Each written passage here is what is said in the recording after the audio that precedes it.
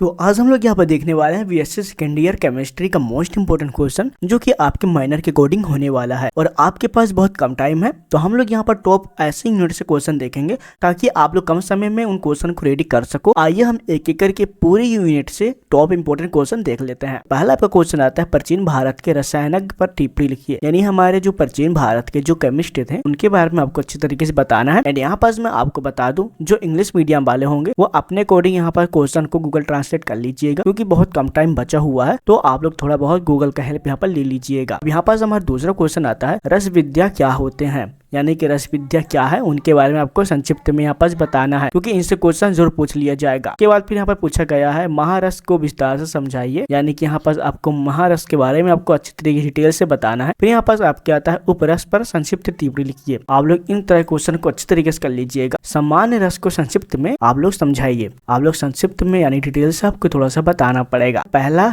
Unit का यह हमारा पहला खंड का है जो कि आप लोग को सिलेबस में पता होगा। संक्रमण तत्वों के समान गुणों की विवेचना करते हुए इनके जो निम्नलिखित जो आपके संदर्भ है उनके बारे में आप बात करना है। ये आपके न्यू सिलेबस अकॉर्डिंग बन रहा है। तो आप लोग क्या करिए कि इन क्वेश्चन को अच्छी तरीके से रेडी कर लीजिएगा क्योंकि आपके लॉन्ग और वेरी शॉर्ट इनसे टाइप क्वेश्चन में पूछ लिया जाएगा और इन क्वेश्चन से आपका एग्जाम में आना तय है। एंड अगर आप लोग मुझे व्हाट्सएप में फॉलो नहीं किए हैं हमारे व्हाट्सएप चैनल में ज्वाइन हो जाइए, साथ में हमारे ग्रुप में भी ज्वाइन हो जाइएगा ताकि हम लोग वहाँ पास आपको पीडीएफ सेंड कर पाए। तो आप लोग हमारे इंस्टाग्राम आईडी फॉलो कर लीजिएगा। हम बहुत जल्द यहाँ पास हम पीडीएफ ऐड कर देंगे, यहाँ से भी पीडीएफ को डाउनलोड कर सकते हैं। अब हम लोग यहाँ पर देखेंगे अपना दूसरा यूनिट। तो दूसरे में हमारा पहला क्वेश्चन आता है वर्ण के उपसंयोजकता सिद्धांत का वर्णन कीजिए। कोबाल्ट एमीन पर यह कैसे लागू होता है आपको इनके बारे में आपको बताना है। लेकिन यहाँ पर जो आपका संयोजकता बंद हो गया, संयोजकता सिद्धांत हो गया, तो आप लोग थोड़ा इनको भी ध्यान दीजिएगा क्योंकि संयोजकता क्वेश्चन जरूर पूछे जाते हैं। मॉडल पेपर अपलोड करूंगा तो पता चल जाएगा। उप संयोजी यौगिकों के संयोजकता बंद सिद्धांत पर जो आप VBT की प्रमुख अवधारणाएं आपको बताना है जो कि बहुत ज्यादा खास है। ये आपके संयोजकता बंद के अकॉर्डिंग है। तो कभी कभी आप संयोजकता बंद या फिर यहाँ पास VBT के बारे में पूछ लिया जाता है। इन्हें अच्छी तरीके से कर लीजिए क्योंकि ये मोस्ट इंपोर्टेंट है। क्रिस्टल के क्षेत्र सिद्धांत की व्याख्या कीजिए। यह है आपके जो संयोजकता बंद सिद्धांत है किस प्रकार यहाँ पास अलग है यानी कि भिन्न है उनके बारे में आपको यहाँ पास बताना है। फिर यहाँ पास पूछा गया है क्रिस्टल क्षेत्र सिद्धांत के आधार पर जो आपका यहाँ पर जो आपका अष्टफलकी संकुल और यहाँ चतुष्टफलकी संकुल जहाँ आप विपाटन या फिर विस्फोटन इनके बारे में आपको थोड़ा सा कभी कभी क्वेश्चन आपके लॉन्ग या फिर शॉर्ट में पूछ लिया जाता है। आप लोग क्रिस्टल क्षेत्र के अंदर इन क्वेश्चन को थोड़ा ध्यान दीजिएगा। क्रिस्टल धातु क्षेत्र इनके बारे में आपसे संकुल धातु संकुल के बारे में पूछा गया है। चुंबकीय गुण के बारे में आपको बताना है यानी कि तो यहाँ पास पूछा गया है आपका अंतर स्पष्ट कीजिए जिसके अंदर आपके जो क्रिस्टलीय क्षेत्र के जो संयोजकता बंद सिद्धांत है ये पूछ लिया जाएगा। फिर जो आपका चतुष्टफली संकुल है, अष्टफलकी संकुल है जो कि हम लोग पहले ही चौथे नंबर क्वेश्चन में देख चुके हैं। आप लोग इनको अच्छे तरीके से कर लेंगे तो आपसे ये इजीली बन जाएगा। फिर यहाँ उच्च चक्रण एवं निम्न चक्रण क्या होते हैं और निम्न चक्रण अच्छे तरीके से देख लीजिएगा क्योंकि ये क्वेश्चन जरूर आएगा आपके एग्जाम में। EAN नियम के बारे में पूछा गया है जो कि मोस्ट इंपोर्टेंट है। तो EAN नियम अच्छे तरीके से कर लीजिएगा। फिर यहाँ पर अगला क्वेश्चन पूछा गया है जॉन टेलर के बारे में। जो आपका जॉन टेलर प्रमेय है बहुत ज्यादा इंपॉर्टेंट है तो आप लोग इन्हें अच्छी तरीके से कर लीजिएगा। उप संयोजकता यौगिक के बारे में ज्यामितीय समवायता अच्छी तरीके से कर लीजिएगा।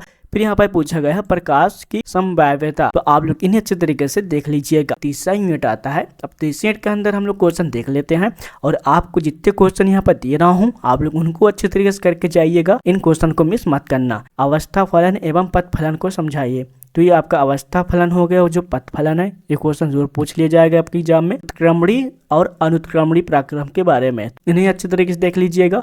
ऊष्मागतिक के जो आपका प्रथम नियम, द्वितीय नियम और तृतीय नियम आते हैं आप लोग इन्हें थोड़ा सा देख लीजिएगा। फिर हमें पूछा गया है ऊष्मागतिक निकाय या तंत्र यानी कह सकते हैं सिस्टम का अर्थ क्या होता है, ये कितने प्रकार के होते हैं इनके बारे में आपको बताना है। Cp-C1 बराबर R व्यंजक स्थापित कीजिए। थोड़ा बहुत क्वेश्चन यहाँ पर देख लीजिएगा, अपने अकॉर्डिंग अपने बुक में मिला लीजिएगा। जूल थॉम्सन प्रसार क्या होते हैं, तो प्रसार जूल और थॉम्सन प्रसार है, ये क्वेश्चन आप लोग कर लीजिएगा। ऊष्मागतिकी के प्रथम नियम क्या होते हैं, यहाँ पर आपको गणितीय रूप से आपको बताना है यानी कि न्यूमेरिकल के अकॉर्डिंग आपको समझाना है। तो ऊष्मागतिकी है ये आपके प्रथम, द्वितीय, तृतीय नियम इसमें भी पूछ लिया जाएगा। तो आपको तीनों फॉर्म अच्छी तरीके से यानी कि तीनों नियम आपको अच्छी तरीके से पता होना चाहिए। यहाँ पर पूछा गया है कार्नो इंजन की दक्षता पर टिप्पणी लिखिए। अब यहाँ पर मैं बता दूं, जो अगर आप लोग फर्स्ट ईयर में कार्नो इंजन यानी कि थर्मोडायनामिक पढ़े होंगे तो सेम टू सेम क्वेश्चन पूरे यहाँ पर आप लोग पुट कर सकते हैं, यानी कि कॉपी पेस्ट कर सकते हैं। बस थोड़ा बहुत लॉजिकल आप लोग केमिस्ट्री के अकॉर्डिंग लॉजिकल क्वेश्चन याद रख लीजिएगा। केमिस्ट्री में वो कहना क्या चाहता है, बस इतना आप लोग याद कर लोगे। जो आपका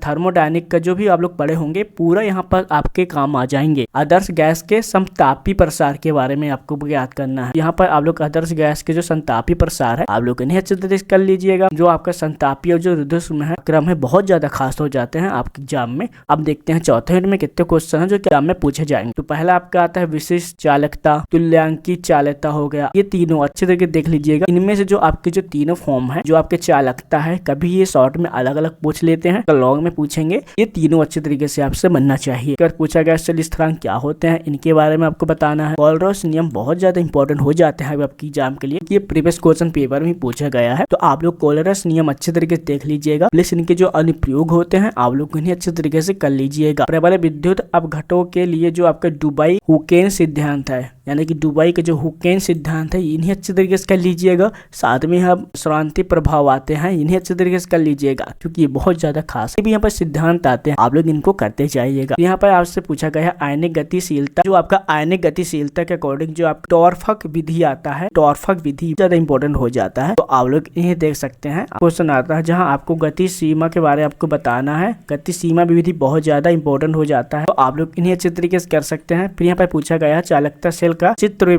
वर्णन कीजिए, यानी कि यहाँ पर आपको जो चालकता सेल है उनका यहाँ पर ड्राइंग के अकॉर्डिंग आपको बताना है। आप लोग इन्हें अच्छे तरीके देख सकते हैं। एंड यहाँ पर पूछा गया है आपका इलेक्ट्रोड विभव का नरनस सिद्धांत है, बहुत ज्यादा इंपॉर्टेंट हो जाता है। तो आप लोग नरनस सिद्धांत आप लोग अच्छी तरीके देख लीजिएगा। कभी कभी ये क्वेश्चन अलग से पूछ लिया जाता है आपके एग्जाम में, तो आप लोग थोड़ा सा इन पे फोकस रखिएगा। फिर यहाँ पर पूछा गया है रिडॉक्स विभव क्या होते हैं, रिडॉक्स विभव किसे कहते हैं। आप लोग इन्हें अच्छे तरीके देख लीजिएगा क्योंकि इससे क्वेश्चन जरूर पूछा जाएगा। आप लोग इन्हें देख सकते हैं। फिर यहाँ पर पूछा गया है सेल के जो विद्युत वाहक बल का जो मापन करने की जो विधि होता है के बारे में आपको अच्छे तरीके से बताना है, जहां आपको ड्राइंग के अकॉर्डिंग आपको बताना पड़ेगा। यहाँ पास आपका लास्ट यूनिट आता है, इसमें हम लोग क्वेश्चन देख लेते हैं। पहला आपका आता है निम्नलिखित में प्रवस्था हो गया, घटक हो गए और स्वतंत्रता कोटि हो गए, इनके बारे में आपको अच्छे तरीके से बताना पड़ेगा। फिर यहाँ पर पूछा गया है जल तंत्र के लिए प्रवस्था आरेख की व्याख्या उपचित्र के बारे में आपको बताना है। जल तंत्र है, आप लोग इन्हें अच्छे तरीके से देख लेना। फिर यहाँ पर पूछा गया है सल्फर तंत्र का नामांकित चित्र बनाइए, किसका बनाना है हमको, सल्फर तंत्र के बारे में। तो आप लोग इनको बना लीजिएगा। तो आप लोग प्रवस्था का नियम आप लोग अच्छे तरीके से देख लीजिएगा।